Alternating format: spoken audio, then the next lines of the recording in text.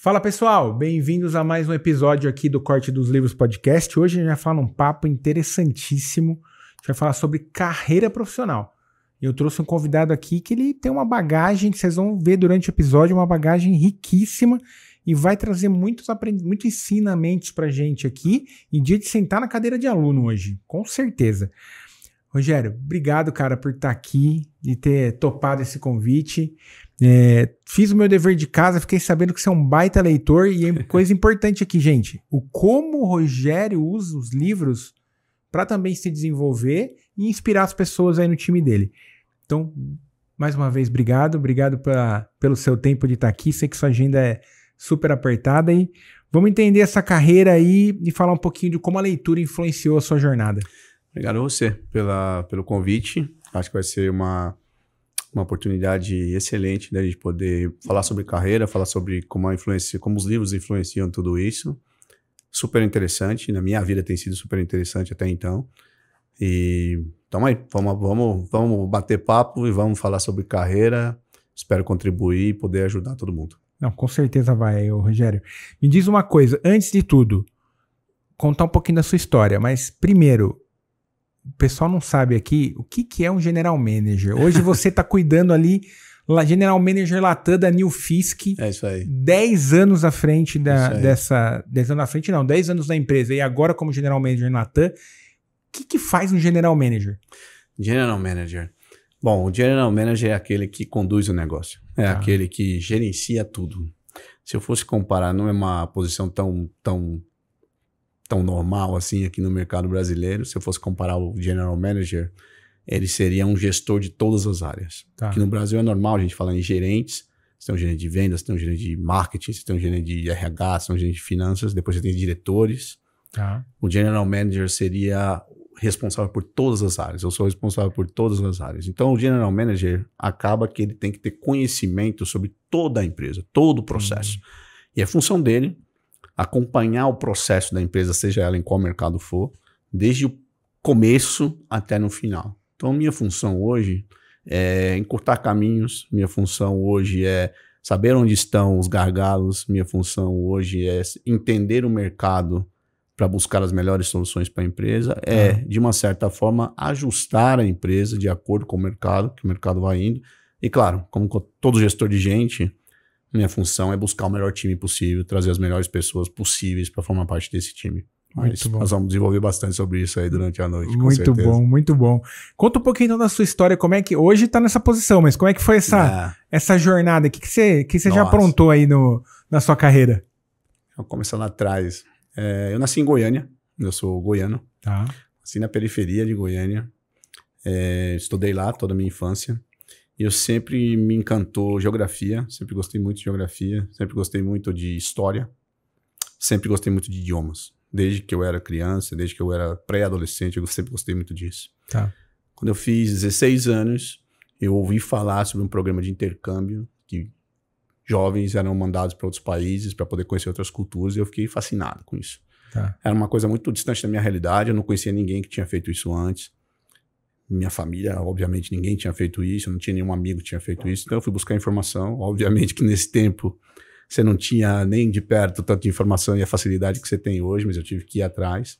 Acabei descobrindo um programa, fui atrás do programa, entendi como é que funcionava, consegui convencer minha mãe e meu pai a fazer isso e acabei virando estudante estrangeiro. Fui parar na Dinamarca, morei na Dinamarca nos meus 18 anos de idade, saí, tive uma experiência, fiquei 1 ano na Dinamarca como estudante estrangeiro, conheci outra cultura, morei com uma família durante um tempo e voltei para o Brasil já com outra cabeça, já tinha aprendido muito de idiomas e queria pôr isso em prática.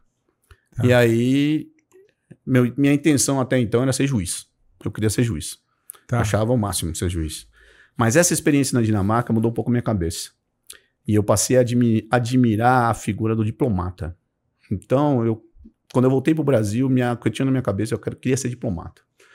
Por causa disso, eu fiz direito na faculdade. Caramba! Nesses 4 anos de direito, minha intenção era prestar concurso para ser diplomata. E aí, no final da faculdade, tive que tomar uma decisão. Se eu queria seguir a carreira de diplomacia ou se eu queria continuar na carreira que eu estava.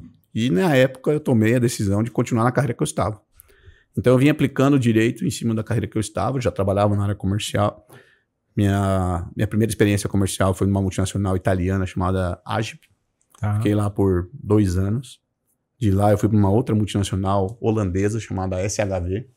Tá. Fiquei lá por mais 1 ano e pouco. Chegou a ficar na Holanda ou não? Só ficou aqui no Brasil, mas tá. Aqui. Depois saí e fui tentar uma experiência de empreendedorismo, uma empresa própria. Fiquei 5 anos nesse projeto. Caramba. Aí, tudo que eu tinha aprendido na faculdade, tudo que eu tinha aprendido fora, tudo que eu tinha aprendido nos meus primeiros anos como em multinacional, tive que guardar tudo isso de lado. Falei, não, aqui é totalmente diferente. Tá. Aqui é na terra, é descalço, é diferente. Uhum.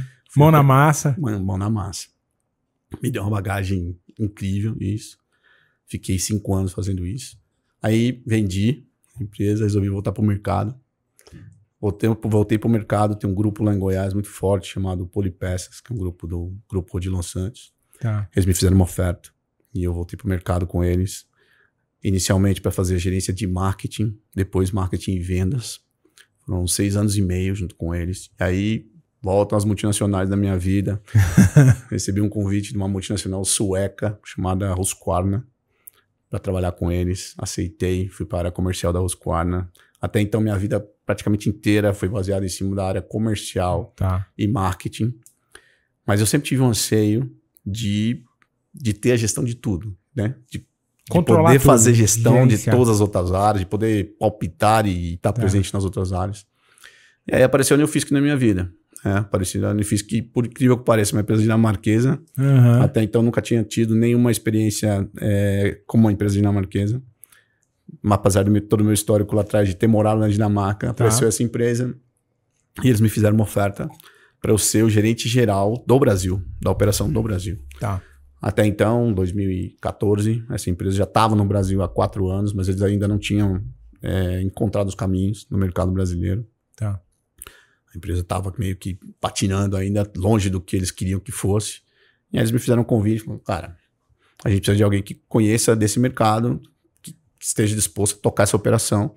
A gente precisa de uma pessoa que esteja à frente do negócio inteiro e você tem autonomia para fazer o que você quiser.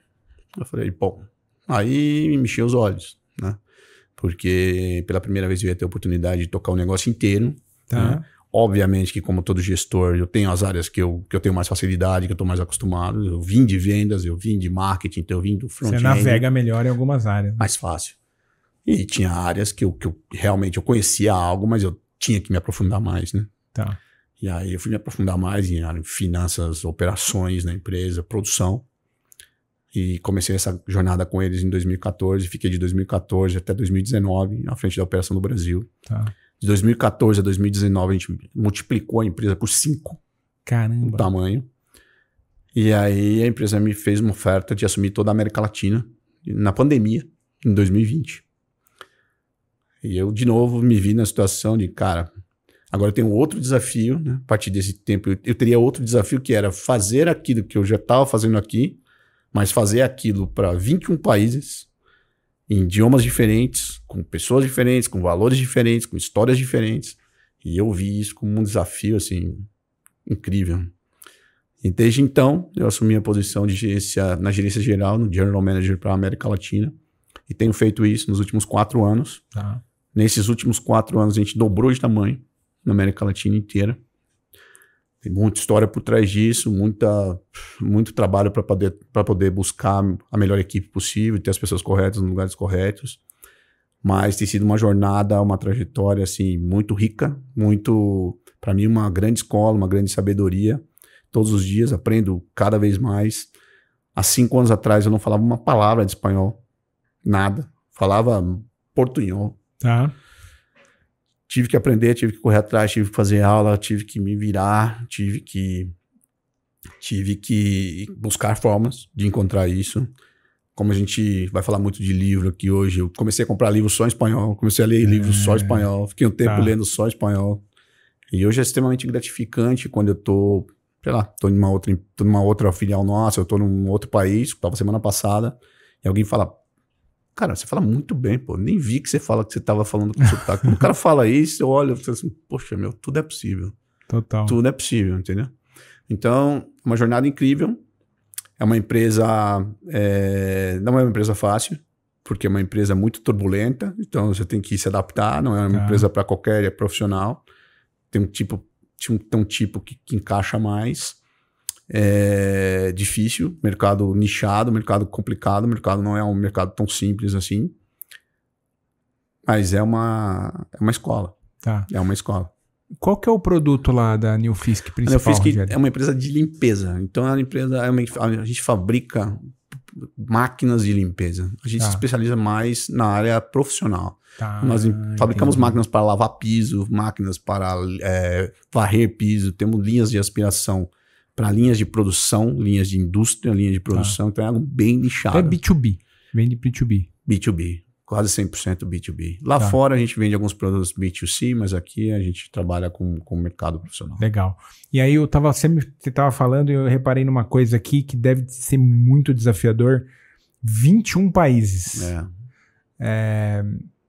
Eu imagino que a tática que funciona em um país, a estratégia que funciona em um, não funciona no outro. Como que é esse desafio cultural, né, que você mesmo comentou? O que você acha ali que hoje é um desafio grande ali para pensar na estratégia, olhando para a cultura, olhando para a economia também, às vezes, de cada país, né? Como é que você equilibra esses pratinhos, essa gestão aí dos 21 países aí embaixo do seu guarda-chuva? Hoje eu acho que eu tenho uma visão mais clara. No começo eu tive bastante dificuldade. No começo o que mais difícil para mim foi entender rápido as nossas diferenças culturais.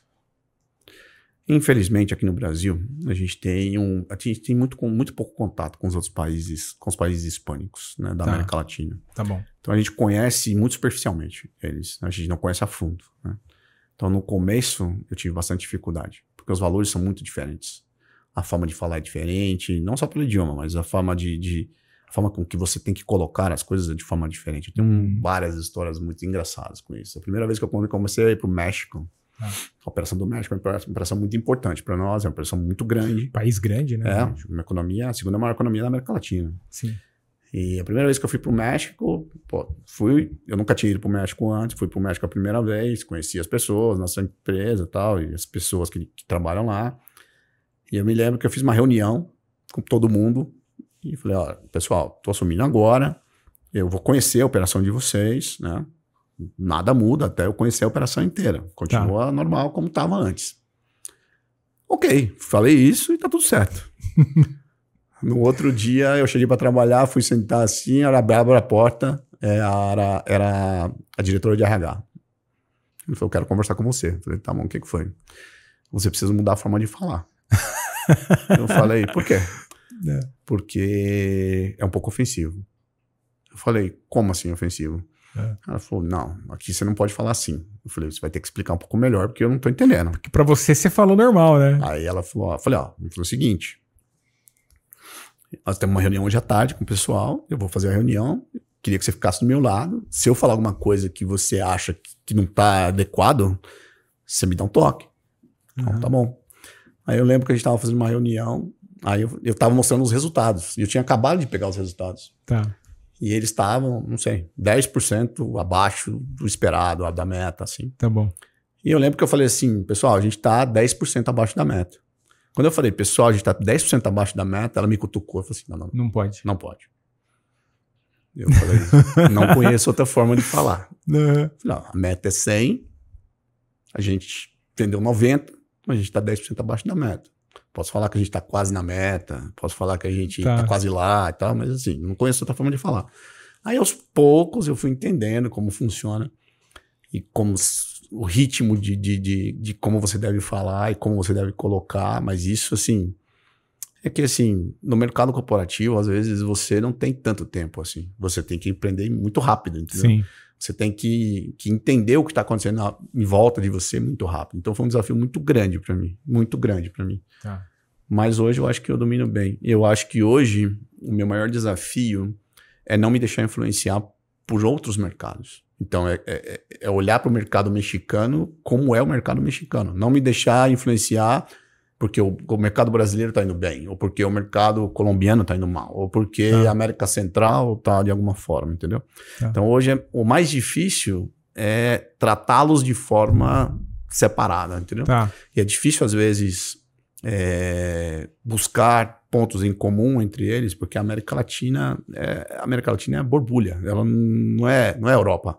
Tá. Então, a América Latina é borbulha. A gente, várias vezes, já teve reuniões na Europa com a Dinamarca, e eu sempre falo para eles a mesma coisa. Eu falo, cara, a mesma coisa que acontece na Dinamarca é a mesma coisa que acontece na América Latina, só que na Dinamarca leva 5 anos para acontecer, na América Latina em 2 finais de semana. Só que é mais ou menos a mesma coisa, não vai mudar muita coisa. Entendi. E eu me lembro se foi difícil para mim entender as diferenças da América Latina, imagina para um dinamarquês. Deve ser bem diferente. Mas eu me lembro que várias vezes eles tinham me perguntado para eu tentar explicar. Eu já tentei explicar várias vezes, mas é difícil para eles entender. Então, uma vez eu fui fazer uma apresentação para o board da empresa e eu pensei, como que eu vou explicar, cara? E aí eu tive uma ideia, o que eu fiz? A minha apresentação, meu slide inicial, eram 2 fotografias. Tá. Era uma fotografia da final dos 100 metros rasos, dos 100 metros de natação da Olimpíada. Tá. E a outra fotografia era a final da maratona aquática da mesma Olimpíada. O esporte é quase o mesmo. Falei pra ele, cara, tá vendo aqui? Isso aqui vale medalha.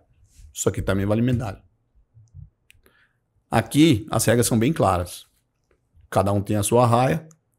A hora que o sino tocar, todo mundo pula na piscina. Quem for lá bater a mão e voltar aqui primeiro, ganha medalha. Tá. Só que antes de cair na água, você já sabe em qual temperatura a água tá. Você não pode ser tocado por ninguém. Cada um tem que nadar dentro da sua raia e tem que seguir essa regra. Aqui é a mesma coisa. Vai tocar a sirene, todo mundo vai sair, vai nadar e quem chegar do outro lado primeiro vai pegar a medalha. Tá. Só que aqui, caiu dentro da água, irmão. É cada um por si. Ninguém vai ver se você tomou um chute debaixo da água. Ninguém vai ver se você tomou uma cotovelada. Ninguém vai ver se você pegou uma corrente para lá, outra corrente para cá, se você saiu, resolveu ir mais para esquerda, mais para direita. O que vale é quem vai chegar lá na frente primeiro. Tá. Esse é meu mercado. Esse é o mercado de vocês. Eu imaginei, você contando os 2 cenários, eu imaginei que o Latam era o... Eu acho que é a melhor forma que eles têm de entender as diferenças. Muito didático, né? Mas vale medalha do mesmo jeito. Muito bom, muito bom. Ô, Rogério, e assim, pensando aqui, 21 países, cara, 21 países me pegou, é muita responsabilidade. É muito, cara. Vou te falar os que eu já visitei esse ano. Panamá, Costa Rica, Guatemala, República Dominicana, México, Equador, Peru, Chile, Argentina e Paraguai. Tá. Esse ano. Esse ano. Tá bom. Aí, legal. 21 países. O que não muda entre os 21? O que você fala assim, não, isso daqui... O que não muda? É quase igual para todo mundo. A força do preço. Boa. A força do preço não muda. O preço é um fator determinante na compra. Isso não muda. A qualidade do serviço dentro desse mercado. Esse mercado basicamente é vendas pós-vendas. Tá Se bom. você não tem pós-vendas, você não vai fazer segunda venda. Ninguém vai te comprar, por mais que o mercado seja totalmente diferente um do outro.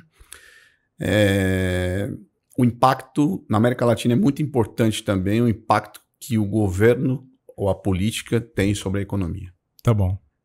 Porque uma decisão pode mudar a economia. Que é diferente dos países de economias mais fortes. Eu não vejo os Estados Unidos, por exemplo, a economia é meio que ela é um pouco à parte da parte política, entendeu? Tá. Ou a Europa, por exemplo, Alemanha, França, eles têm uma economia forte que é muito... Ela corre em paralelo com a política. Tá. Na América Latina, a política influencia mais a economia. Então, uma decisão pode restringir crédito, por exemplo, e aí atrapalha o mercado. Pode aumentar uma taxa de juros e fazer ficar mais difícil a aquisição de um bem mais caro. Então, eu acho que ele interfere muito na economia. Mas o preço fala muito forte, né, na América Latina. Tá. O preço mais em conta é aquele que ganha. Nem sempre. Agora, o preço nem sempre é o que ganha, mas ele será levado em consideração. Tá. Ele será levado em consideração. Uns mais, outros menos. É muito importante ter uma boa ideia de como funciona o mercado que você está, Tá. Existem mercados que são mais diretos, existem mercados que são mais indiretos. O Brasil, por exemplo, dentro do segmento que eu trabalho, o Brasil é um mercado mais direto. Tá bom. O Brasil é um mercado de mais empresas de limpeza e contract cleaners, que são empresas fortes no Brasil. A gente tem exemplos no Brasil de empresas gigantes, né, que estão nesse setor. Já, por exemplo, o mercado peruano é um mercado mais indireto. O mercado argentino é um mercado mais indireto. Tá. Muito mais indireto. Mas na Europa é assim também.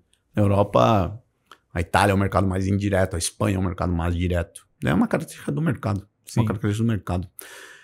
Uma característica forte da América Latina também é o baixo custo da mão de obra. A mão de obra é barata. Total. Na América Latina. Né? Mais cara um pouco no Chile, por exemplo. Mais barata na Bolívia, por exemplo. Mas, via de regra, é barato. Comparado com a Europa, Estados Unidos, Coreia, Japão, é barato. É muito barato. Isso influencia. Isso influencia a mecanização do sistema, por exemplo. Né? Você não imagina, por exemplo, um dinamarquês prefere comprar uma máquina do que ter uma pessoa a mais trabalhando. Para ele é mais barato fazer isso. Tá. Aqui não necessariamente. Aqui às vezes você a tem mão de 5 obra, pessoas trabalhando, é mais barato ter uma máquina. Se a mão de obra for mais em conta, faz mais sentido. Pode acontecer. Isso influencia muito a relação de mecanização no mercado. Entendi. Muito bom.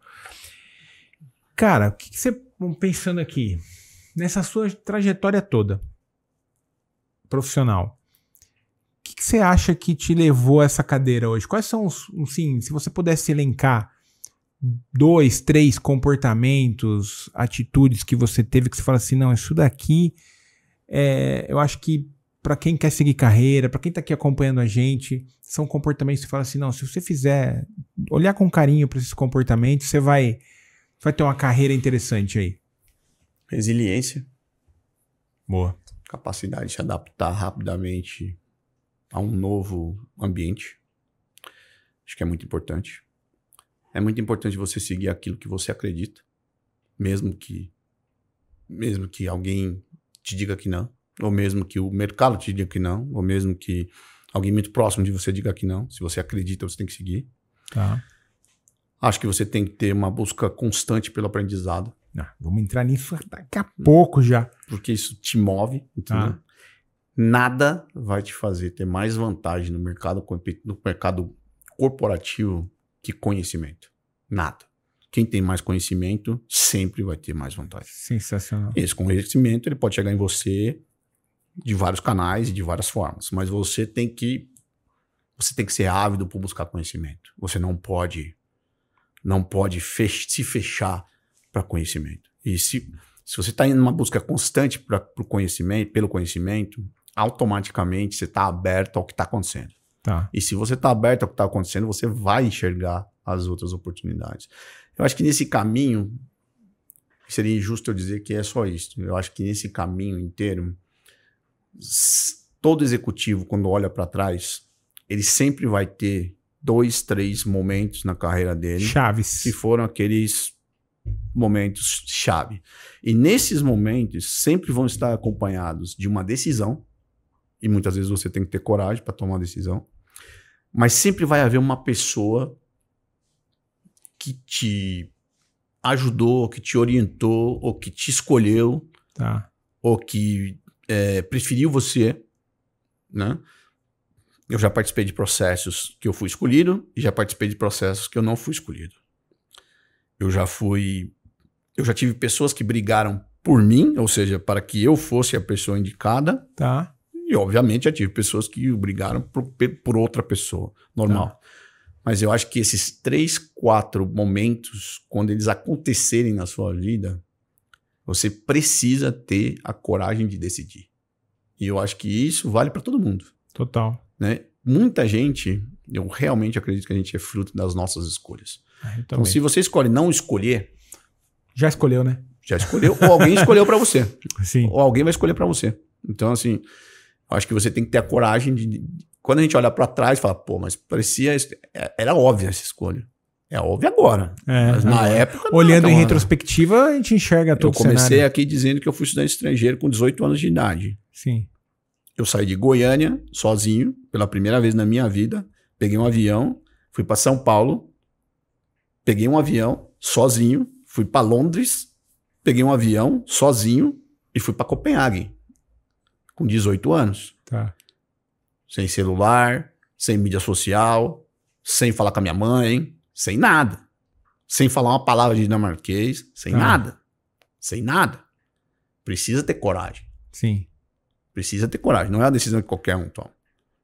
E se você tem a coragem para tomar as decisões, e se você é resiliente e é disciplinado, vai acontecer. Muito bom. E você consegue enxergar esses outros 2, 3 momentos que teve na sua carreira? A primeira foi... Claro. Conta pra gente. Porque a primeira foi 18 anos, vou pra Europa. Eu acho que esse momento foi um momento crucial na minha carreira. Eu acho que a decisão de sair de Goiânia para uma oferta da Husqvarna foi um momento decisivo na minha carreira. E depois a decisão de vir para a Nilfisk, trabalhar com a Nilfisk, foi um momento decisivo na minha carreira. Tá. Logicamente que isso não acontece de graça. Né? Eu tive que, como eu disse, a gente tem que estar sempre em busca de conhecimento. Eu fiz 3 MBAs. Tá. E assim, fiz MBAs em situações difíceis. Fiz o primeiro MBA, não consegui nem pagar o MBA direito. Fiz MBA sem ter tempo para poder estudar e ter que fazer tempo. Então isso não é tão simples assim. Tá. Você cavou, né? Você tem que cavou, não. Você construiu a sua... Você tem que buscar. Nos Estados Unidos eles têm uma expressão que falam inch by inch. Tá. Centímetro a centímetro, polegada a polegada. Mas eu acho que essas decisões, esses momentos, eles são cruciais na sua vida. E você precisa ter a coragem de decidir. E eu tomei a coragem de decidir. Eu mudei de Goiânia para Florianópolis casado com um filho de 1 ano e meio e outro de 5 meses. Tá. E mudei minha vida inteira. E são culturas já, mesmo sendo Brasil, são culturas totalmente diferentes. Mudei minha vida inteira. Então, assim, isso foi um momento de coragem. Também tive momentos na minha... Existem nesse mundo corporativo, também existe... À medida que você vai ficando mais experiente, você vai entendendo também que existem oportunidades. Você vai ter... E a gente pode até entrar nesse assunto depois, porque eu acho que uma coisa muito importante é a empatia. Tá. É muito importante, porque você vai ter essa oportunidade. Você vai fazer uma apresentação para o CEO da empresa. É essa oportunidade. Talvez você não tenha uma segunda chance. Né? E ele vai ter, às vezes, 3 minutos para fazer uma foto de você. Ele vai ter 3 minutos para te definir. E isso pode te levar ou não. É assim. Tá. Eu me lembro que na minha entrevista, o meu processo de vinda para a Nilfisk demorou 3 meses. Foram 12 entrevistas. Caramba. 34 isso clientes. Para assumir Brasil ou global? Para assumir o Brasil. Global não, Latam. 34 clientes. 34 concorrentes. Tá. 12 entrevistas. Minha entrevista final foi na Dinamarca com o CEO global da empresa, com o vice-presidente global de vendas e com a vice-presidente de RH. Tá. E eu me lembro que eu estava no aeroporto de Guarulhos aqui para pegar um avião para poder ir para a Dinamarca. Eles me ligaram, falaram, você está no aeroporto? Eu falei, tô. Estou te mandando um arquivo que é o resultado da empresa no Brasil nos últimos 3 anos. Eu queria que você analisasse eles, falasse o que você acha que está certo, o que você acha que está errado, fizesse um plano para os próximos 4 anos e me apresentasse amanhã. Você teria o trajeto daqui lá para fazer essa... Eu tive as 10 horas de voo para poder fazer. Depois, no outro dia, eu tive que ficar em pé em frente a eles e defender o meu ponto por 3 horas. E o duro é que, de alguma maneira, também, para você falar o que não tá legal, você tá criticando o que tava. Você tem que encontrar uma forma, né? Tem que encontrar uma forma de falar. Mas são esses momentos que vão decidir o sim ou não. Tá. E são nesses momentos que você ou vai mostrar ou não vai mostrar. E tem muita gente aqui, tem grandes executivos aqui que eles se encolhem. Caramba. Tem muitos aqui que se encolhem. Que podem ser muito bons em outras coisas, mas que se encolhem. E são esses momentos que levam para frente. Eu me lembro uma outra coisa que foi...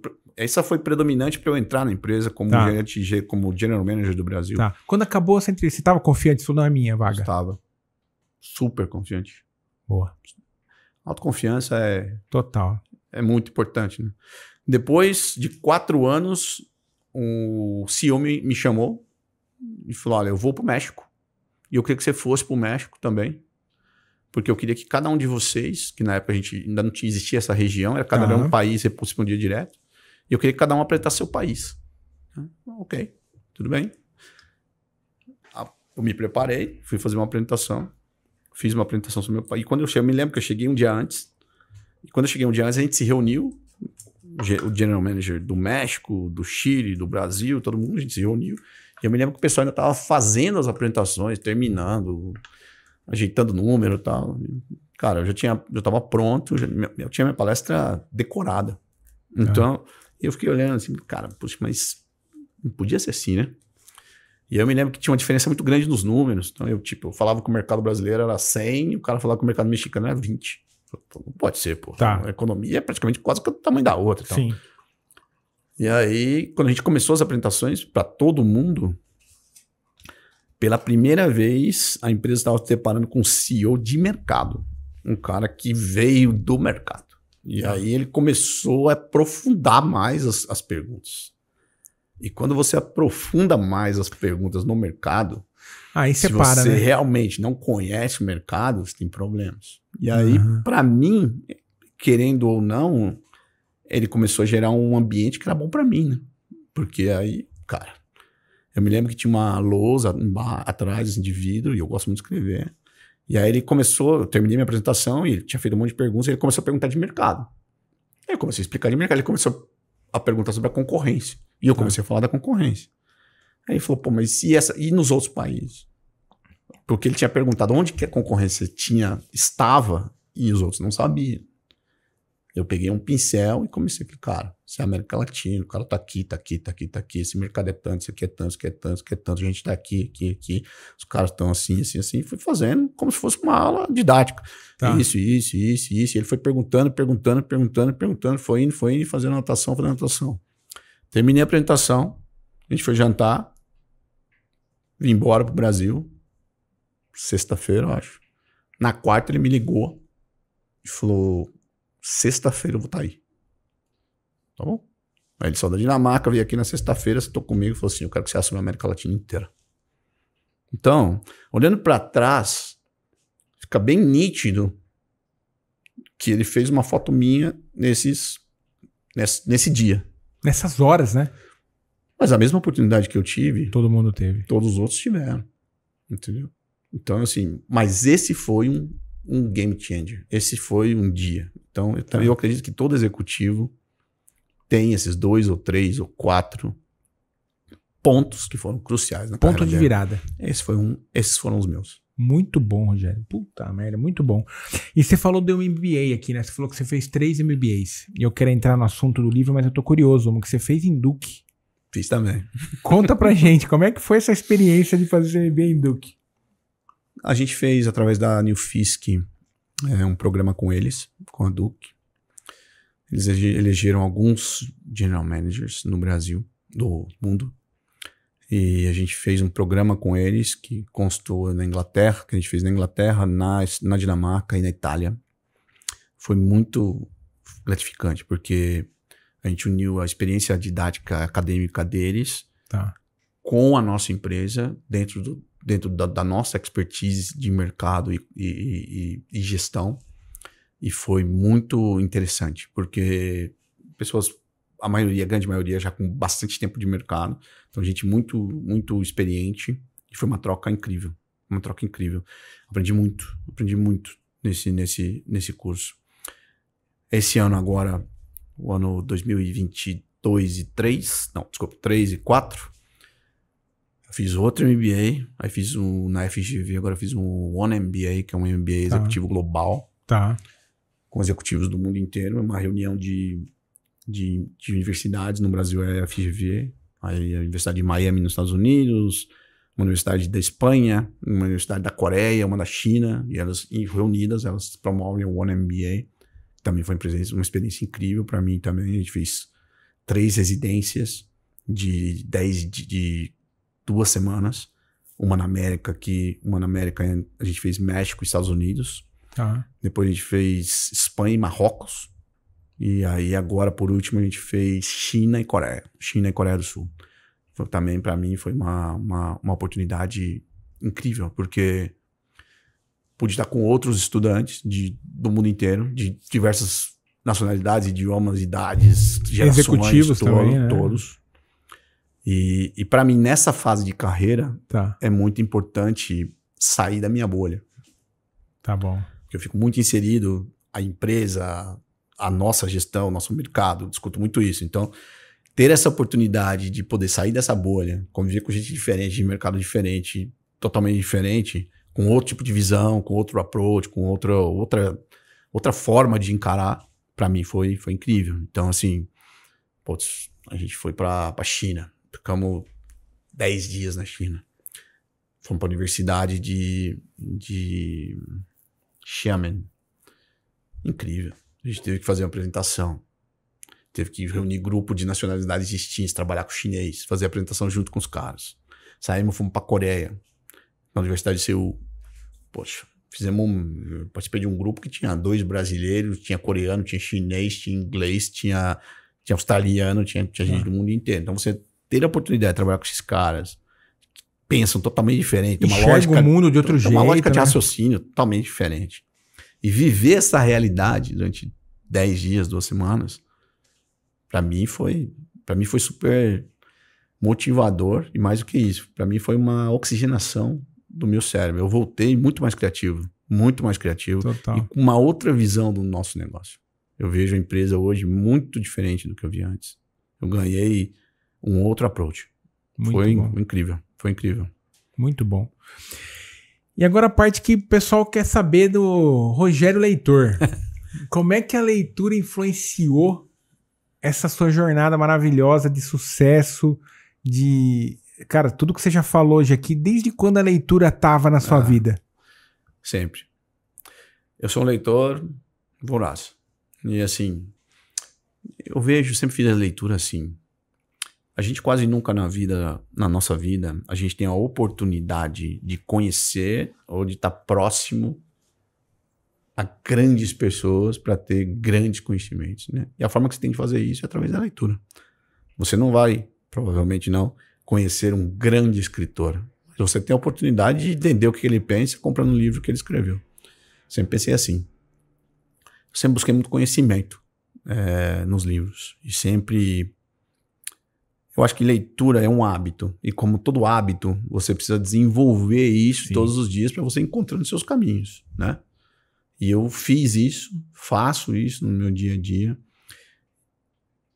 E eu tenho certeza que assim, muitas das minhas decisões são baseadas em alguma coisa que eu li em algum lugar. Muitas das minhas escolhas são feitas baseadas em exemplos que eu tive de livros que eu li, né?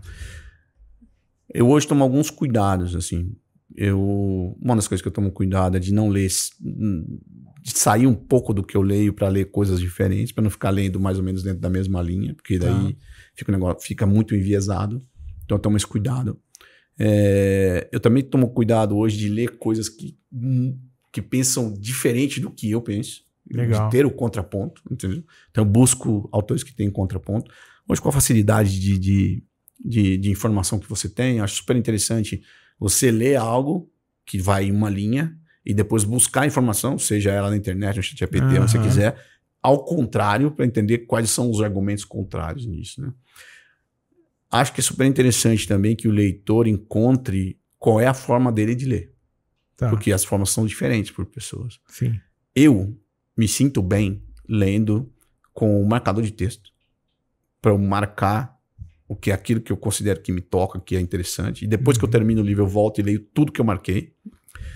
E eu preciso ler com algo para anotar. Por quê? Porque hoje, quando eu abro um livro, eu já abro com a mentalidade de ler buscando como que eu vou usar aquilo no meu dia a dia. Boa. E muitas vezes eu estou lendo e isso me leva a pensar em outra coisa. Então também tem que ter uma paciência, uma calma para poder entender, você não tem pressa. Às vezes tem dia que eu li uma página, porque eu comecei a ler uma página, aquilo me levou uma outra coisa que eu pensei em algo, uma decisão que eu estou prestes a tomar e aquilo vai me levar para outro lado. Mas acho que é hábito. E aí quando você já tem esse hábito, você tem prazer em ter esse hábito. Eu hoje, por exemplo, adoro acordar, eu acordo muito cedo. Então eu adoro acordar domingo cedo, que é uma hora que eu tenho tranquilo, sem barulho, nada, assim, com silêncio, fazer um café, sentar e ler, tomar um sol, ler durante 1 hora e meia, para mim é super gratificante. Hoje eu busco muita coisa. Então, assim, hoje eu estou fazendo um efeito inverso. Né? Então, assim, quando eu quero saber mais sobre um assunto, eu busco sobre aquilo. Né? Quando eu estou próximo a tomar uma decisão, ou eu estou numa situação que eu preciso encontrar uma solução que não está tão claro para mim, eu busco leitura sobre aquilo. Né? E, obviamente, eu tenho os temas que eu gosto mais. Eu leio muito sobre liderança, eu leio muito sobre gestão, tenho lido muito sobre execução, porque no passado eu li muito sobre estratégia. E eu acabei chegando à conclusão de que existem milhares de estratégias possíveis que você pode fazer, mas que qualquer estratégia, seja ela a melhor do mundo ou não, sem execução, não adianta. Não funciona. E eu comecei a entender que tinha muito livro de estratégia, mas tinha pouco livro de execução. Então hoje eu leio mais sobre execução do que sobre estratégia. E aí muito tem grandes livros nessa linha, aí tem grandes livros. Tenho as minhas preferências sempre, tenho as minhas prioridades e tudo, mas... Você falou uma coisa, Rogério, que eu tô muito alinhado, que eu sempre falo. Outro dia uma pessoa perguntou lá no Instagram pra mim, Adilson, me convença por que eu deveria ler. Aí eu falei, caramba. Falei, cara, trata o livro como uma mentoria com o autor. Tipo, você consegue sentar, por exemplo, tem um livro aqui, o Daniel Kahneman. Você consegue sentar com ele e tomar um café? Não consegue. Se você lê o livro dele, é o que você falou, você tá entrando na cabeça dele. O cara vai descrever como ele pensa. Às vezes depende do livro. Por exemplo, livro de liderança. Às vezes o autor fala pra gente, cara, eu fiz isso aqui, deu errado, não vai por esse caminho que vai dar ruim. Então eu trato isso muito dessa maneira, igual você falou, de olhar o livro como assim um mentor. Vou pegar um livro, esse cara, é como se eu tivesse, na minha cabeça, é como se eu estivesse sentando tomando um café com o autor. Eu acho que também o livro tem o poder de te transportar para fora da sua realidade. Muito bom. Às vezes você está numa realidade, às vezes está pressionado, às vezes você não está motivado, às vezes você está num momento difícil, às vezes aconteceu alguma coisa na sua vida, não sei. O livro tem o poder de te tirar disso durante um tempo. Ler um livro, como ver um filme. Sim. Ele tem o poder de te entreter durante um certo tempo. Total. Eu gosto muito do livro também pelo seguinte, ele te ajuda com mais coisas do que você imagina, não é só conhecimento. Total. Ele te ajuda com vocabulário, ele te ajuda a se desenvolver melhor, ele te ajuda a interpretar melhor textos, e esses textos não necessariamente são só escritos, são falados, são mostrados, são visuais, você interpreta melhor. E eu gosto muito dessa viagem que você faz quando você está lendo. Né? Ele ajuda no repertório também, né? Tem hora que você está lendo que você fala, puxa, esse cara é muito anormal, ele é muito fora da cor. Ele é muito... Esse é um autor incrível, Daniel Kahneman. Você consegue na leitura, você consegue olhar para trás e ver 3 pontos chaves também? 3 livros que você fala assim, Adilson, cara, teve 3 livros que falar para você sair dele transformado. Você consegue fazer esse... Muito. Retrospectiva? Quais seriam esses 3 ou mais, enfim, livros que foram ponto de virada? Para não falar só sobre corporativo, um livro que mudou minha vida foi Hábitos Atômicos. Nossa, maravilhoso. Maravilhoso. Esse livro mudou minha vida porque eu sempre fui uma pessoa muito disciplinada e sempre fui uma pessoa muito organizada. Porém, ser disciplinado e ser organizado não é sinônimo de otimização. E nem de produtividade, né? Não é. Mas uma boa gestão dos seus hábitos, e às vezes mudando muito poucas coisas, ou um pouquinho só de alguma coisa, você consegue um nível de produtividade exponencial. E esse nível mudou minha vida. Você lembra da história dos ciclistas lá? Essa história é maravilhosa. Né? Por exemplo, eu li esse livro, eu reli esse livro, eu fiz o ano passado eu fiz um encontro com os meus diretos, as pessoas que respondem para mim direto, e eu fiz... Geralmente eu faço um feedback para eles anual. Tá. A gente tem uma reunião, mas depois eu faço um feedback por escrito para eles. Tá. E eu escolhi fazer o feedback de cada um na contracapa desse livro. Então eu comprei um exemplar desse livro. Você me deu uma ideia aqui maravilhosa agora, muito bom isso. Eu comprei um exemplar desse livro para cada membro da minha equipe direto, no idioma dele. Tá. Porque eles têm idiomas diferentes. Sim. E fiz o feedback anual de cada um deles na contracapa desse livro, dizendo para ele o que eu acho que esse livro vai te ajudar. Cara, sensacional. Esse livro me impactou muito. Falando do mundo corporativo. E o feedback é um presente.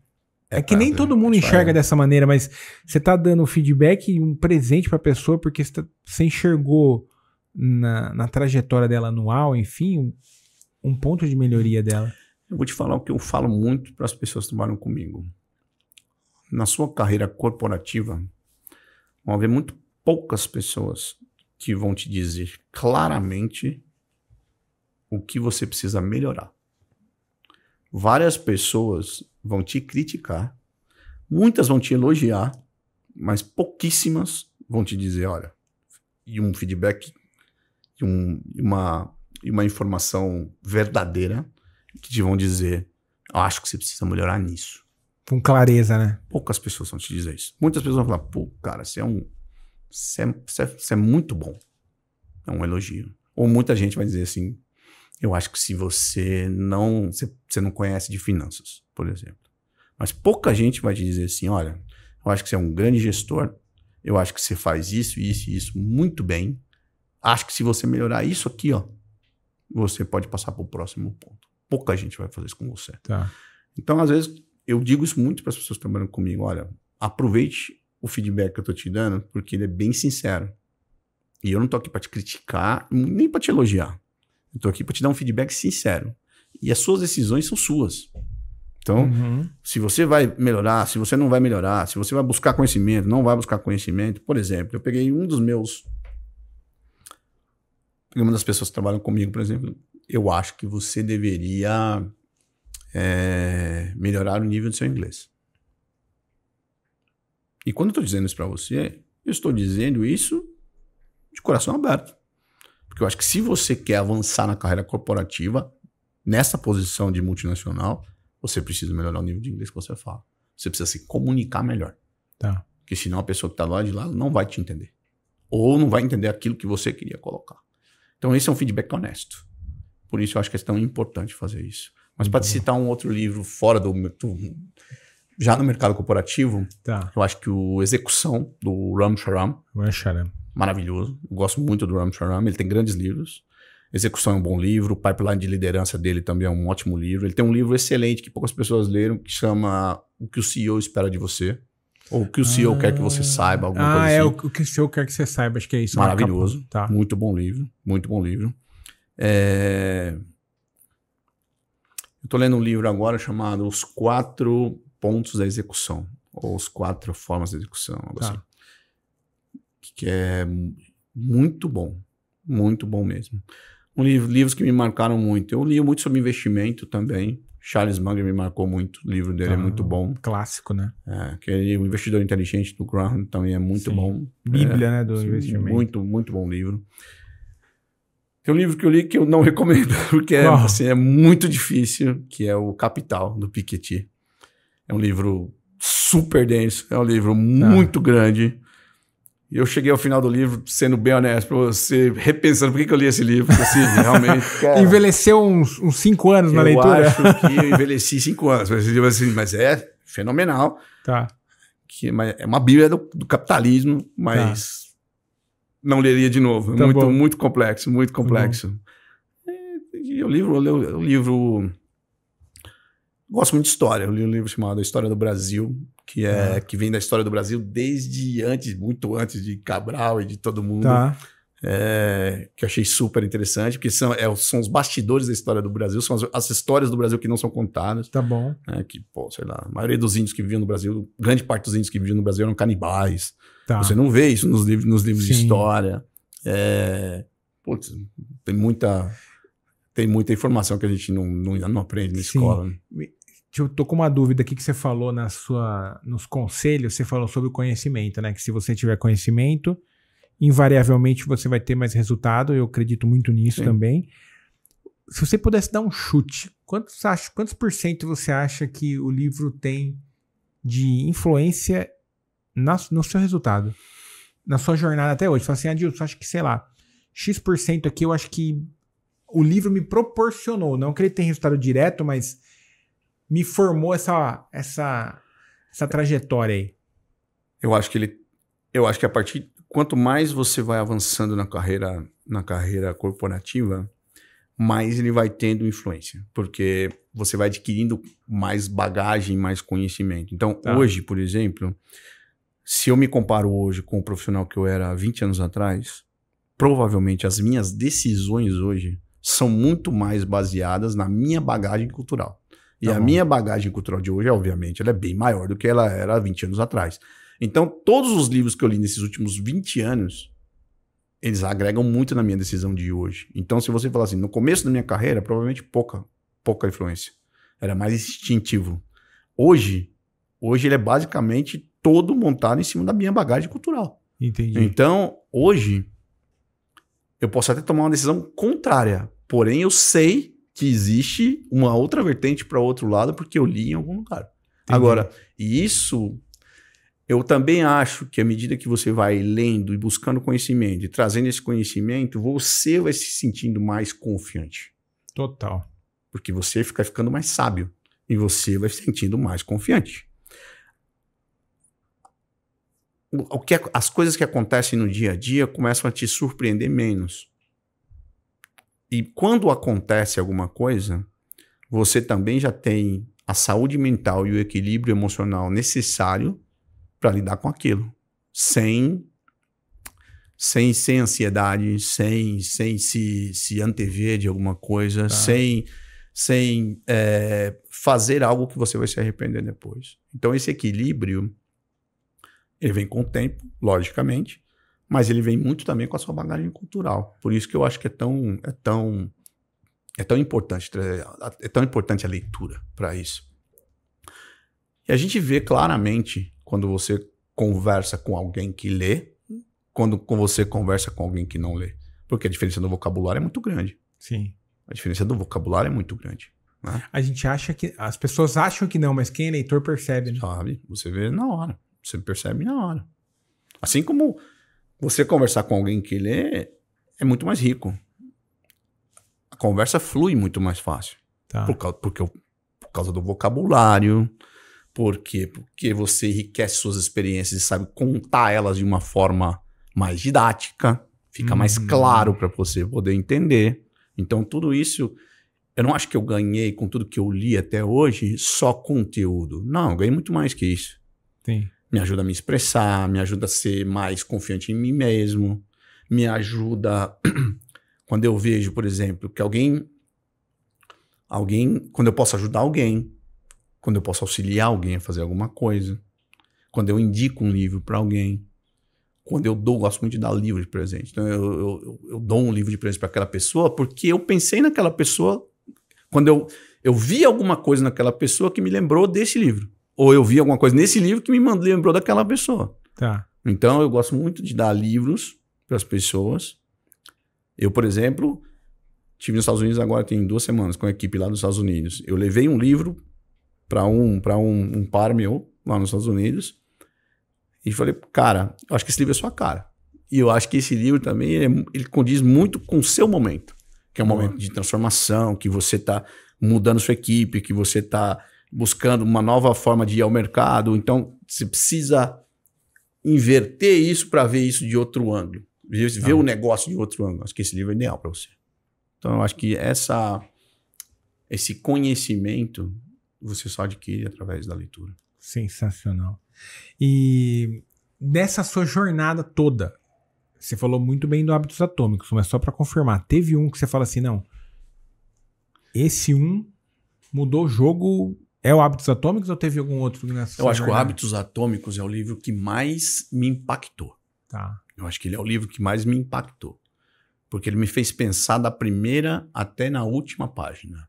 Eu li um livro muito bom que me impactou também no ano passado, que é o Outlive, do Peter Attia. Eu ouvi falar, mas eu não li ainda. É bom? Maravilhoso. Medicina 3.0. Tá. Me fez repensar muita coisa também. Ele tem uma expressão que chama lifespan, que ele é um médico, o autor. Que ele fala, minha função não é estender sua vida. Minha função é estender a sua vida de qualidade. Não me importa se você vai viver 80 anos, ou 90 anos, ou 100 anos. O que me importa é como você vai viver quando você tiver 80 anos. Como você vai viver quando você tiver 90 anos? E aí ele vai contra toda a medicina atual. Porque ele fala, cara, a medicina atual, ela estende a sua vida. Mas ela estende a sua vida a custo de medicamento, ela estende a sua vida a custo de internação, a custo... Então, assim, não é uma vida de qualidade. Tá. Ela não ataca a raiz. Então, se você quiser ter uma vida de qualidade aos 85 anos, você tem que comer pouco açúcar. Se você comer muito açúcar, você pode fazer o que você quiser, mas se você come muito açúcar aos 85, você não vai ter uma vida de qualidade. Então, essa forma de encarar a medicina, e esse livro traz muitos exemplos e muitas... ele é muito baseado, esse livro, me impactou bastante. É um grande livro. Altilivre é um grande livro. Se você não leu, acho que você deveria ler. É muito bom livro. É muito bom livro. O Hábitos Atômicos é o livro que mais me impactou na minha vida inteira. Porque ele me fez mudar muita coisa na minha vida. Você sabe que tem uma história engraçada. Talvez o pessoal que me acompanha já sabe. Com Hábitos Atômicos, eu tive um problema de saúde em 2017, ganhei muito peso, fiquei depressivo, tal, mas muito peso mesmo. E aí, fiz 2 leituras dos Hábitos Atômicos também. Eu adoro fazer releitura, porque eu acho que quando você lê de novo, você já mudou, a cabeça mudou. Você lê diferente também. Você é uma outra pessoa, né? E aí teve uma coisa, um insight no livro, a primeira vez que eu li, Rogério, que foi assim, eu ganhei peso, tentava voltar para atividade física. Aí eu tentava, não conseguia, eu não entendia o que aconteceu, porque eu sempre fui um cara que acordava às 5 horas da manhã na academia. Só que teve uma ruptura por causa desse problema de saúde que eu tive e eu perdi o hábito total. Eu não consegui, não identificava. Falei, cara, mas o que acontece, cara? Eu acordava cedo, eu conseguia, por que eu não consigo mais? E aí, cara, não lembro qual capítulo que ele fala sobre tentar mudar 2 hábitos juntos. Linkar um hábito. Não E aí ele fala assim, ó, por que as metas de ano novo não dão certo? Porque você quer fazer uma atividade física e você quer comer direito. Então ele fala assim, cara, isso são 2 hábitos. Você tá mudando o hábito alimentar e você tá mudando o hábito de atividade física. A gente não tá preparado para mudar 2 hábitos juntos. Aí ele falou, escolhe um. Eu falei, caramba, mano, vou escolher um. Eu lembro que foi bem no começo do ano. Cara, é muito engraçado essa história. O que eu fazia? Eu pegava a recompensa antes de ir pra atividade física. Eu passei, totalmente errado, tá, gente? Não façam isso. O meu café da manhã era tapioca com Nutella antes de fazer atividade física. Eu emagreci 10 quilos. Uau. No ano. Mas por quê? Lógico, eu tinha um ganho maior, né, do que eu consumia, mesmo com a tapioca de Nutella. Aí depois eu fui no Nutri e acertei a alimentação, tudo. Mas o que eu falei? Falei assim, não, peraí, é pra escolher um? Então eu vou continuar comendo errado. Não quero mudar esse hábito agora consciente, sabendo dos riscos, mas eu vou focar na atividade física. Foquei na atividade física. Tá em dia a atividade física? Hábito estabelecido? Beleza, agora eu vou mudar o hábito alimentar. Cara, isso foi espetacular pra mim, cara. Isso mudou muito minha vida. Atividade física eu já tinha esse hábito. Tá. O que eu mudei foi trazer pra de manhã.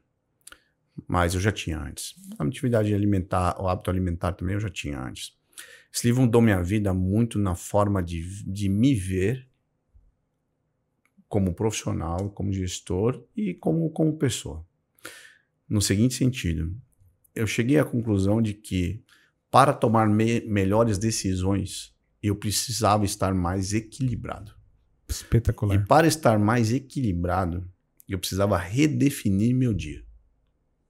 E com isso eu fui redefinindo meu dia. Por exemplo, eu tive que tomar decisões como: não quero mais estar tão dentro das operações. Para isso eu tenho que dar mais autonomia, para isso eu tenho que delegar mais, para isso eu tenho que deixar que a pessoa erre às vezes, para que ela entenda que como errou, eu tenho que deixar fazer. Para que eu possa ver mais de cima. Tá. Isso eu tive que mudar. Isso também muda meu dia. Muda meu dia no seguinte sentido. Eu tenho uma rotina pré-estabelecida. Acordei de manhã, vou pra academia, volto, tomo banho, tomo café da manhã, aí meu dia começa. Então, essa rotina é pré-estabelecida. Eu trabalho o que eu tiver que fazer, ok, sem problema algum. Eu tenho que ter um momento durante o dia que eu pare 5 minutos. E nesses 5 minutos eu tenho que fazer alguma coisa que não tem nada a ver com o meu trabalho. Pode ser escutar uma música, pode ser meditar, pode ser falar de futebol, pode ser qualquer outra coisa. Tá. Desde que eu não faça isso. Não fique trabalhando. Pra quê? Pra eu dar uma ruptura no meu cérebro. Tá. Pra eu voltar de novo. Outra coisa. Eu evito tomar decisões sob pressão. Evito tomar decisões sob pressão. Então, assim, não há nada que eu não possa pensar um pouco melhor. Então, essa mudança de hábito, essa mudança de como ver as coisas, ela chegou em mim através desse livro. E, assim, mudou muito minha vida em relação a isso. Hoje, eu me sinto, se eu puder me comparar com o que eu era há 10 anos, eu me sinto muito mais completo. Eu me sinto mais, obviamente, mais experiente, provavelmente mais sábio, porque eu já adquiri muito conhecimento nos últimos 10 anos, mas eu me sinto mais equilibrado. Então, meu raciocínio hoje é muito mais lógico, minhas decisões hoje fazem muito mais sentido. Várias vezes, eu estou conversando com alguém da minha equipe, a gente está fazendo uma apresentação que a gente vai fazer para alguém, por exemplo, ou que a pessoa vai fazer para alguém. Hoje eu sou capaz de ver a apresentação como eu estou te ajudando a fazer, eu sou capaz de ver essa apresentação como a pessoa vai ver a apresentação, eu sou capaz de ticar para você aonde ela vai parar a apresentação, o que ela vai te perguntar e o que você deveria falar, porque é o que ela quer escutar. Hoje, por quê? Por causa do equilíbrio emocional. Muito bom. Então, e acho que esse livro me trouxe isso. Esse livro me ajudou muito a fazer isso. Lá atrás, meu comecinho, lá atrás, eu li O Monge Executivo. Tá, super clássico. Lá atrás, para mim, foi um grande livro. Mudou um pouco minha forma de ver. Mudou um pouco minha forma de ver isso.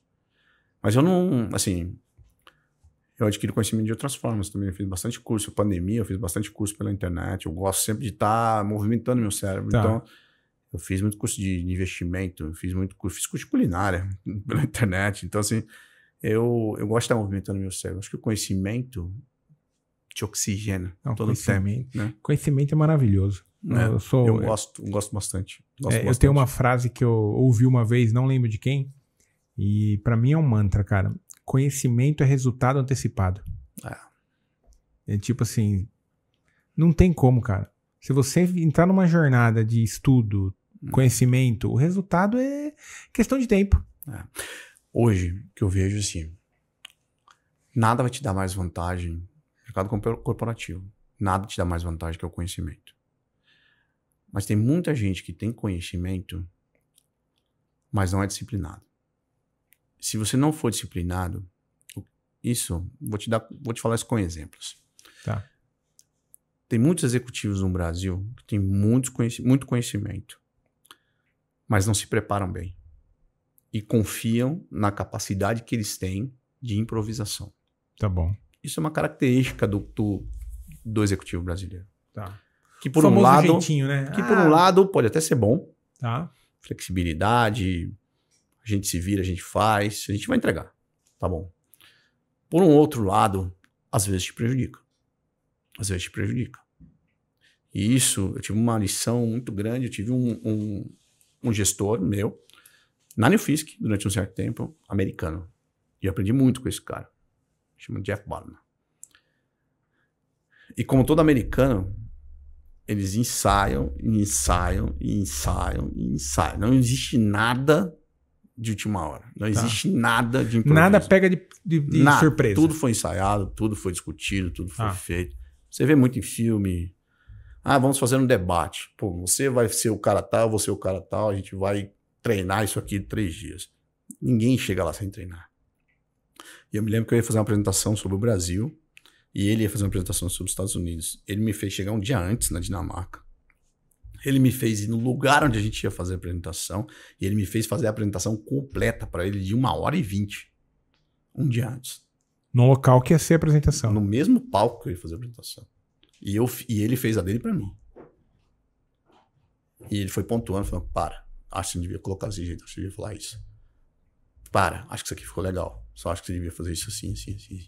Então, se você conseguir unir conhecimento com disciplina de treinar, disciplina de estar preparado, disciplina de não postergar, disciplina de vamos dar mais uma olhada. Vamos ver de novo. Vamos estar seguros que é isso que a gente vai falar? Então, assim, se você tiver essa disciplina junto ao conhecimento e a coragem de tomar essas 2 ou 3 decisões cruciais na sua vida, eu acho que o caminho é quase inevitável. Muito bom. Eu acho que o resultado vai chegar. O resultado vai chegar. Eu já me deparei com muitas situações onde grandes executivos, grandes pensadores, grandes gestores não se preparam. Não se preparam. Pode até ser que as coisas saiam do jeito que ele achava que ia sair e ok. Mas pode acontecer também e as coisas não virem assim. E talvez, né, Rogério, pode ser que falta um pouquinho de humildade intelectual ali, de saber que, pode tipo, ser. Deixa eu... Que nem você falou assim, o cara, você teve ali, né, a pessoa olhou pro seu projeto e falou, não, isso aqui não tá legal. Ao mesmo tempo, você teve essa... Peraí, deixa eu ouvir o que esse cara tá falando, porque... Mas você sabe que isso é um grande dilema. E esse é um grande desafio nessa posição. Tá. Porque nessas empresas multinacionais, à medida que você vai alavancando suas posições e você vai chegando nas principais posições, isso é piramidal. Então você vai se isolando cada vez mais. Tá. Solitário, né? Você vai ficando mais solitário. Porém, existe algo que nunca vai te abandonar, que é seu ego. Já leu O Ego é Seu Inimigo? Já. Eu tenho ele em casa. É um grande livro. Um grande livro. O seu ego nunca vai te abandonar. E você vai ter que conviver com ele. E você vai ter que aprender a domesticá-lo de alguma maneira. Porém, quando você está numa posição aqui em cima, isolado, e você não está conseguindo administrar bem esse ego, ele vai te prejudicar. Eu luto contra o meu ego todos os dias. Eu luto contra o meu ego todos os dias. E assim, a forma que eu tenho de lutar contra o meu ego todos os dias é ter clara na minha cabeça que minha maior função é servir. Boa. Minha função é... E aí a gente entra num outro ponto que, assim, eu acho que é muito importante. Você tinha me perguntado o que você acha que é importante nessa posição. Tá. Numa posição de liderança, eu acho que é muito importante você encontrar qual é o seu perfil de líder. Muito bom. Porque existem vários perfis distintos, o que não significa que uns são bons e outros ruins. Você apenas tem que encontrar o seu. O meu perfil, eu valorizo muito o ambiente. Para mim, o ambiente é essencial. Eu acredito assim, se eu como líder conseguir criar um ambiente que você se sinta bem e eu te entenda você como indivíduo, eu vou fazer e vou extrair de você o máximo. Sensacional. Mas se eu me focar só em você como liderado e esquecer o ambiente, eu posso até extrair muito de você, mas não por muito tempo, porque o ambiente não deixa. Você já leu acho que Organizações Sem Medo? Não, acho que não. Fala sobre segurança psicológica. Não. Nossa. Interessante. Livraço. É? Acho que é Organizações Sem Medo, acho que é isso. O Ego Seu Inimigo é um bom livro. Eu gosto bastante desse autor, cara. Um bom livro. Eu sou suspeito.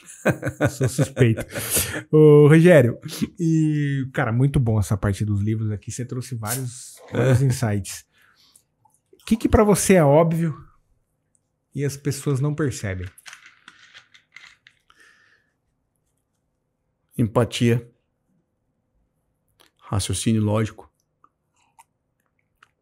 Olhar para alguma coisa e falar, não faz sentido. Analisar algo com frieza. Tomar uma decisão com frieza. Porque daí tem emoção. As pessoas colocam emoção junto na decisão, aí entorta tudo, né? E assim, empatia, acho fácil de falar, difícil de fazer. Acho que pouca gente se coloca no lugar da outra pessoa. Isso vale para tudo. Isso vale, vou fazer uma apresentação para alguém. Como ele vai ver isso? O que ele espera dessa apresentação? Vou sentar numa mesa para negociar algo com alguém. Ok. O que a outra pessoa quer? O que ela se sente bem? Tem uma expressão em negociação chamada BATNA. Sim. Né? Qual é a melhor alternativa para o não negócio, não acordo? Qual é o BATNA da outra pessoa? Se esse negócio não acontecer, o que vai acontecer comigo? O que vai acontecer com outra pessoa? Ou seja, raciocinar sobre a coisa antes da coisa acontecer para entender o outro lado. Eu acho que isso, para mim, é algo super lógico que eu não vejo a grande maioria das pessoas fazerem. E ter a frieza de não envolver a emoção é algo que eu considero normal. E que a grande maioria das pessoas eu não vejo fazer, não. Às vezes muita... A gente tem uma fama lá fora, a gente... Brasil, brasileiro, latino, a gente tem uma fama de emotivo lá fora. A gente tem a gente tem uma fama de que a emoção vai nos atrapalhar. Seja numa final de Olimpíada, seja num jogo de futebol, seja num... sei lá, cara, qualquer pior coisa. que você falando... Mas faz sentido. Faz sentido, né? Faz. Porque a gente vê na Olimpíada, por exemplo, o exemplo que você Faz. deu é excelente. A gente vê vários atletas que passam o ciclo olímpico ganhando tudo. Isso. Chega na Olimpíada... Não... Eliminação do Brasil na última Copa. Fizemos um gol na Croácia, na prorrogação, faltando, sei lá, 7 minutos para acabar. Você acha que é a chance de um time alemão tomar um gol da Croácia faltando 4 minutos? Nenhum. 0. Argentina, então. A gente toma. Então, assim, a gente tem fama disso. Por isso que, assim, às vezes para mim, como executivo, eu também enfrento isso, que é um... Conceito é uma palavra muito forte, mas assim, um estereótipo, né? Às vezes eu sou estereotipado. Sim.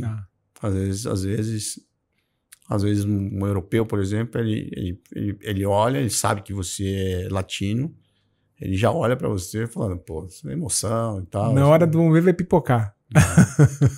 E assim, e é engraçado, porque quando você começa a falar, e aí você começa a falar, a pessoa vai te entendendo e ela vai te conhecendo, né? Aí ela vai mudando o conceito sobre você. Eu me lembro uma vez que eu fiz uma apresentação no México para os acionistas da empresa, né?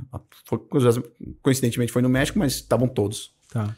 E eu fiz uma apresentação dos acionistas da empresa. E cada um estava explicando um mercado. Eu fui explicar o mercado da América Latina. Tá. E quando eu terminei de explicar, uma das acionistas falou assim, você foi o único cara que apresentou que não reclamou de nada, que não falou, não colocou nada que ele não controla, tipo o governo, a economia, o dólar. Você não colocou nada. Você mostrou a situação, mostrou o que vocês estão fazendo, qual que é o plano e aonde vocês acham que vocês vão chegar. É exatamente isso que eu quero ver. Então, assim, se você, antes de começar a apresentação, fala assim, quem que você acha que não vai reclamar de nada? Ninguém vai apontar pro brasileiro, cara. Muito bom. Ninguém vai apontar pro brasileiro. Essa é a grande verdade, porque a gente é muito emotivo, né? Como povo, a gente é muito emotivo. E eu acho que, assim, acho legal, acho saudável e legal as emoções, mas a gente não pode confundir isso na hora de tomar decisão. A gente não pode fazer isso. Então, isso eu acho que é uma coisa que eu faço bem. Muito bom, muito bom. Qual que é a sua vantagem competitiva, Rogério? Eu acho que eu formo grandes equipes. Eu acho que eu produzo e mantenho ambientes que fazem com que essas equipes produzam o máximo. Boa. O tempo inteiro. E eu acho que eu produzo muita autonomia. Então, assim, eu acredito que as pessoas que trabalham comigo, elas trabalham com muita autonomia dentro de um ambiente super saudável, o que faz com que elas tomem boas decisões. Tá. Eu não participo diretamente, como todo gestor, de 99% das coisas que acontecem no dia a dia. Estou aqui agora conversando com você, alguém em algum país está vendendo alguma coisa para alguém. Né? Então, assim, eu acho que essa é a minha função. E eu acho que eles precisam, quando eles olham para mim, eles precisam ver alguém que está olhando para isso todo o tempo. E que eles se sintam seguros em fazer. Então, eu acho que isso eu faço muito bem. Sim, defender os meus, eu acho que o meu time, minha parte do negócio, eu acho que eu faço isso muito bem. Muito bom. Muito bom, muito bom. Caramba, hein, gente, ó. Não é possível que vocês não aprenderam muita coisa aqui, cara, porque eu já tô aqui eu falei no começo, né, modo aluno total hoje aqui ativado. Cara, se você tivesse aqui, Rogério, no meu lugar, quem que você gostaria de entrevistar aí do universo da leitura? Algum autor que você fala assim, nossa, queria bater um papo com esse cara? Sabe um cara que eu teria muita vontade de bater um papo, cara? vou falar um cara não muito conhecido. Assim, eu teria muita curiosidade de conversar com o Barão do Rio Branco. Barão do Rio Branco. As pessoas não conhecem o Barão do Rio Branco. Assim, lá no começo eu disse, eu sempre quis ser diplomata e tudo. Tá. O Barão do Branco foi um diplomata brasileiro no começo do século anterior, final de 1800, começo de 1900. Ele foi ministro das Relações Exteriores do Brasil e ele participou de praticamente todas as negociações de definição de fronteira do Brasil. Que é algo que, obviamente, a grande maioria não sabe, mas como eu gosto de ler sobre isso, eu sei. Se o Brasil tem a configuração que ele tem hoje, se ele tem as fronteiras que ele tem hoje, se ele tem o desenho no mapa que ele tem hoje, isso se deve muito ao Barão do Rio Branco. Caramba! Ele negociou as fronteiras do norte do Amapá, de Roraima, na época com a França, com as Guianas. Foi ele que negociou. Isso poderia não ser nosso hoje. Ele negociou as fronteiras com o Equador, com a Colômbia, que isso poderia não ser nosso hoje. E sempre com uma diretriz de negociação de paz. Nunca participou de nenhuma guerra, nunca ameaçou, nunca foi nisso. Então, assim, seria uma pessoa... Porque, assim, eu faço uma correlação entre a diplomacia e o mundo corporativo, que eu acho que eles se parecem muito. Então, assim, eu administro muito conflito. Eu tenho que buscar soluções que agradem os dois lados. Eu tenho que buscar soluções para causas perdidas, às vezes. E isso é diplomacia, entendeu? Não é entre países, mas é entre empresas, e às vezes entre clientes, e às vezes entre membros da nossa própria empresa, entre membros da minha equipe. E eu vejo uma relação muito grande com a diplomacia com o mundo corporativo. Uma pessoa que eu teria vontade de conversar por hora seria o Barão do Rio Branco. Muito bom, cara. Nossa, foi surpreendente esse, hein? Eu não estava esperando. Quem quiser saber um pouco mais sobre o Barão do Rio Branco, tem muita informação na internet aí, busca, porque vocês vão ver que foi um grande homem, foi um grande brasileiro. Tem muitos grandes brasileiros que não são reconhecidos. Não são citados, né? Muitos grandes brasileiros. Não foram. Celso de Mello foi um grande brasileiro. Então, tem muitos brasileiros aí que não são tão reconhecidos assim. A gente tem uma tendência a reconhecer esportistas. Sim. Mas a gente teve grandes brasileiros. Flávio Bilac foi um grande brasileiro. Muito bom. E pra gente encaminhar com a parte final aqui, eu tive uma dúvida aqui antes, que era um momento curiosidade. Você tem vontade de escrever um livro? Eu não sei se eu tenho vontade. Sim.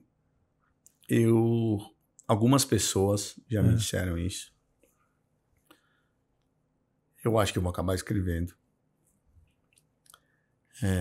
Eu acho que eu tenho não só a minha história, mas eu acho que tudo que eu já vivi até hoje, se eu não me engano, eu já visitei 37 países ou algo assim. Eu acho que eu tenho uma vida muito abençoada nesse sentido. Tive a oportunidade de conviver até hoje com pessoas muito diferentes e de culturas muito diferentes. Visitei muitos países, conheci muitas paisagens, comi muitas comidas diferentes e passei por experiências na minha vida. E eu acho que eu tenho bagagem suficiente e gostaria de colocar isso num livro um dia. Ainda não sei como fazer e acho que ainda não está na hora de fazer. Mas acho que um dia eu vou querer fazer, até porque eu quero deixar... Um legado, né? Um legado, sim, um legado. Mas hoje meu legado é através da educação dos meus filhos. Né? Hoje eu busco dar a eles o exemplo, né? Daquilo que eu acho que é correto e como deve ser feito. Mas um dia eu espero colocar isso no livro. Muito bom. Nossa, esse é um baita livro, imagina. Ó, só nessa 1h15 aqui, acho, 1h20 quase de episódio... Já aprendemos muita coisa aqui com o Rogério. Imagina num livro, no detalhinho, na profundidade. Né? Porque se a gente for pensar, pensando que olhando para trás no episódio hoje, você falou que o conhecimento no corporativo ele muda o jogo. Você falou sobre resiliência. Você falou sobre coragem.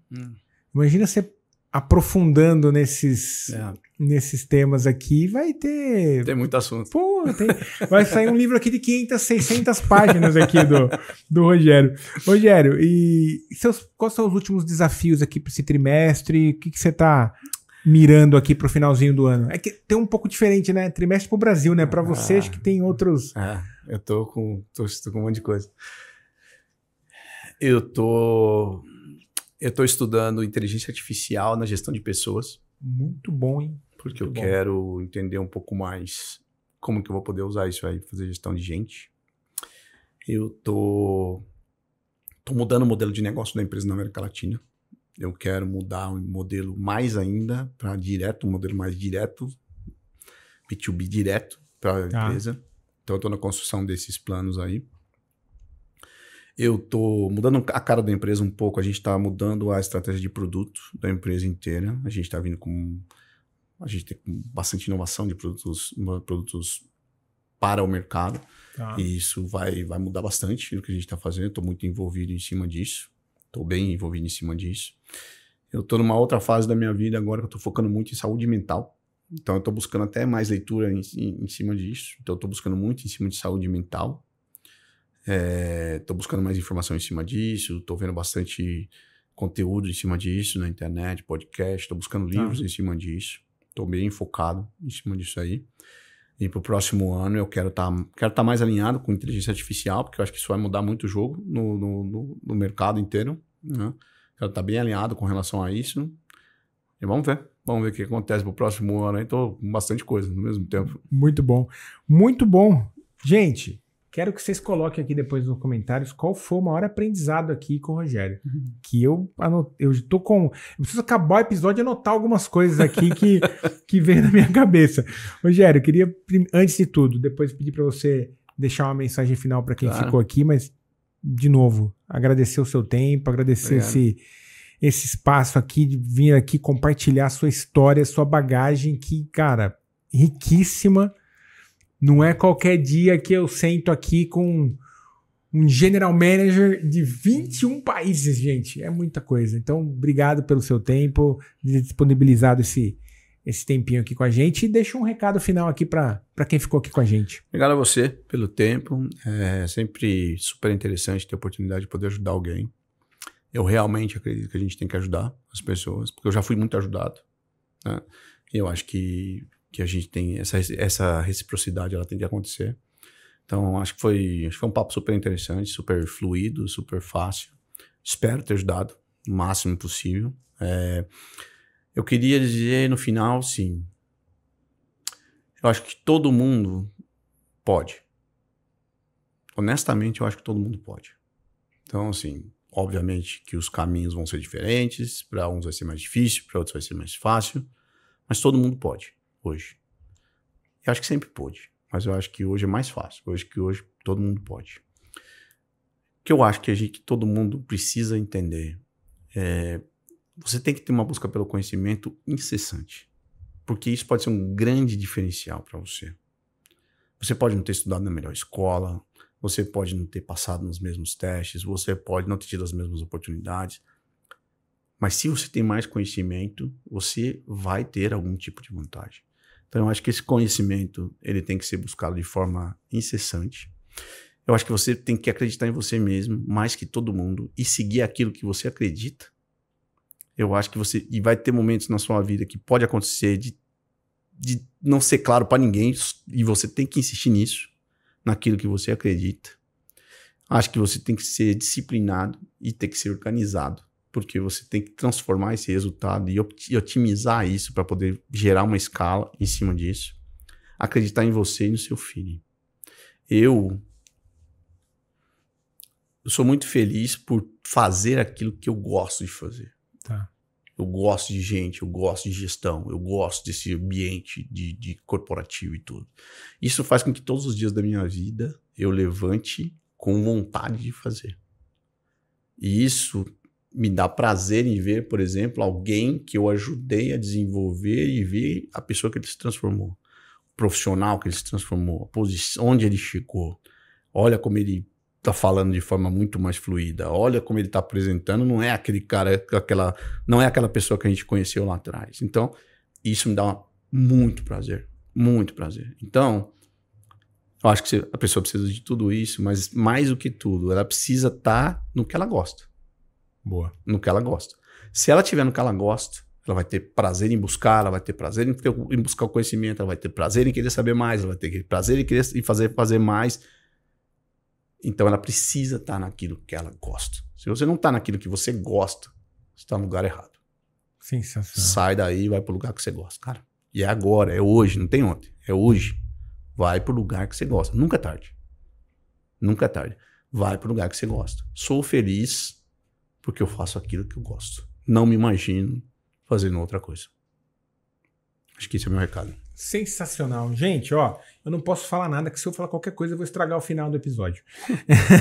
Então, obrigado de novo, Rogério, pelo seu tempo aqui. Episódio todas as quartas, às 19 horas. Deixa aqui nos comentários o que você levou de insight aqui, quais são as suas anotações que eu quero saber, tá bom? Até a próxima. Todas as quartas a gente se encontra. Tchau.